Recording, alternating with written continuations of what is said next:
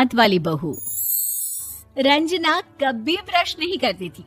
उसे कितनी बार उसके माँ बाप ने डांटा, लेकिन उसका कोई असर उस पर होता ही नहीं था, जिस कारण से उसके दांत पीले पीले हो जाते हैं। शादी के बाद। अरे बहू, वैसे तो तुझ में कोई कमी नहीं है, पर तेरे दांत इतने पीले कैसे हैं बेटा? कैसे मतलब? कोई सर्जरी थोड़ी ना कराइए।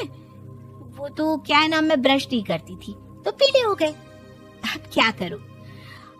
आप कहें तो लाल करवा लूं या फिर काले? यार ये क्या है, क्यों माँ से लड़ रही हो? लड़ रही हूँ? अरे मैं लड़ रही हूँ या ये बोल रही है कि दांत पीले हैं, पीले। अरे तपस्या थोड़ी ना की है इन्हें पीले करने के लिए। बकायदा ब्रश नहीं किया है 20 साल तक, तब जाकर। छी, कैसी बात कर रही हो? ये उस वक्त तो पीले नहीं थे जब हम लोग तुम्हें देखने आए थे। अरे तब साफ करवा लिया होगा डेंटिस्ट के पास जाकर। अब देखो कैसे पीले पीले लग रहे हैं। रंजना सास की तरफ गुस्से से देखती है। फिर शुरू हो गई पीले पीले पीले।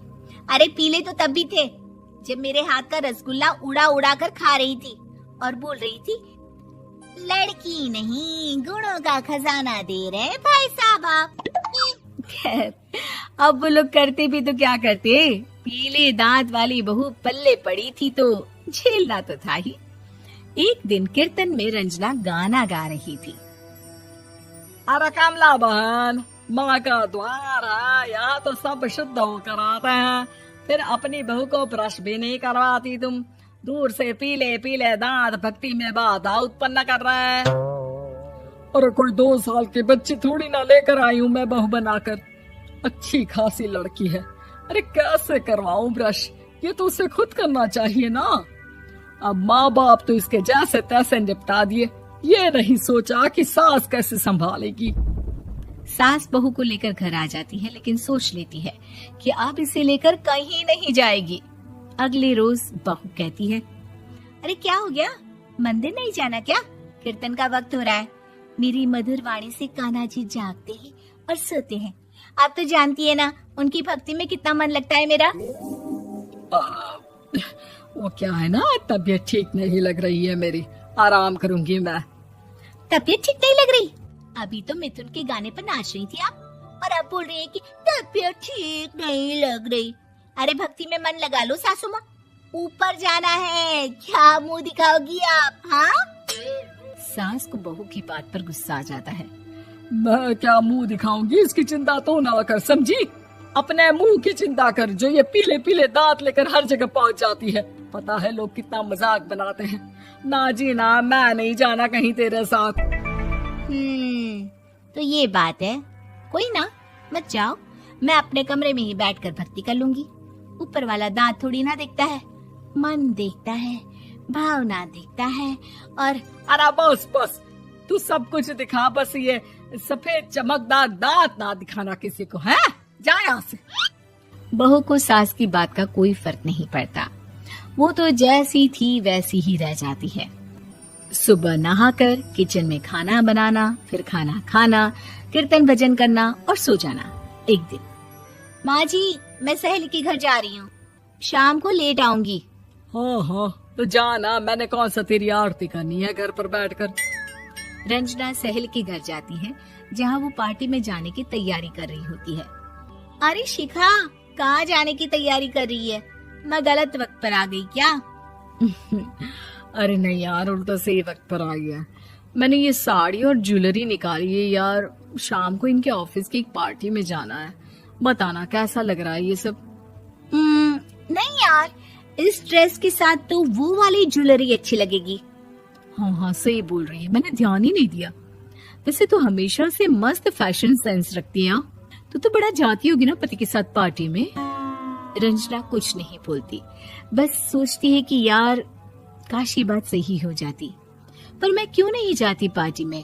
क्या इन लोगों की कोई पार्टी होती नहीं होगी? रंजना घर आती है और रात में पति से सवाल करती है, एक बात बताइए, आप मुझे किसी पार्टी में क्यों नहीं ले जाते? क्या आपके यहाँ ऑफिस में पार्टी नहीं होती? पति बेचारा क्या कहता कि दांत पीले हैं तुम्हारे इसलिए। अरे कोई पार्टी होती नहीं हम लोगों के ऑफिस में, तो कहाँ से लेकर जाऊं? और मार्केट, मॉल, कहीं वीकेंड घूमना, कहीं तो। अरे यार, सारे हफ्ते में एक छुट्टी मिलती है, तो सोचता हूँ कि आराम ही कर लूं। क्यों? रंजना मन मार के रह जाती है। पहले कभी सास के साथ मंदिर जाया करती थी, लेकिन वो भी सास ने ले जाना बंद कर दिया। घर बैठी बैठी रंजना बोर हो जाती है। तभी उसे आइडिया आता है और वो मायके जाने का सोचती है। सासू माँ, 2 दिनों के लिए मम्मी के घर जा रही हूँ। अच्छा ठीक है, आराम से जा। और हाँ, माँ से कुछ अच्छी आदत सीख कर आना कि कैसे शरीर के हर भाग की तरह दांतों की सफाई भी जरूरी होती है, समझी? शुरू हो गई ना आप। वो लोग आपकी तरह नहीं है कि छोटी छोटी बात का बतंगड़ बना दे।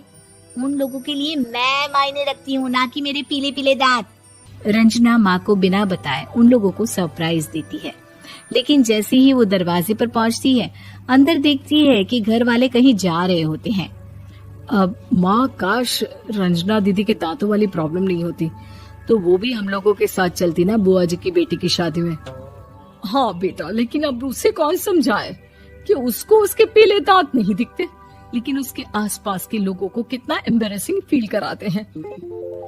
मुझे तो कितनी बार उसके स्कूल की टीचर ने शिकायत की कि उसके साथ कोई लड़की बैठना भी नहीं चाहती, और ना ही कॉलेज में कोई उससे बात करना चाहता था।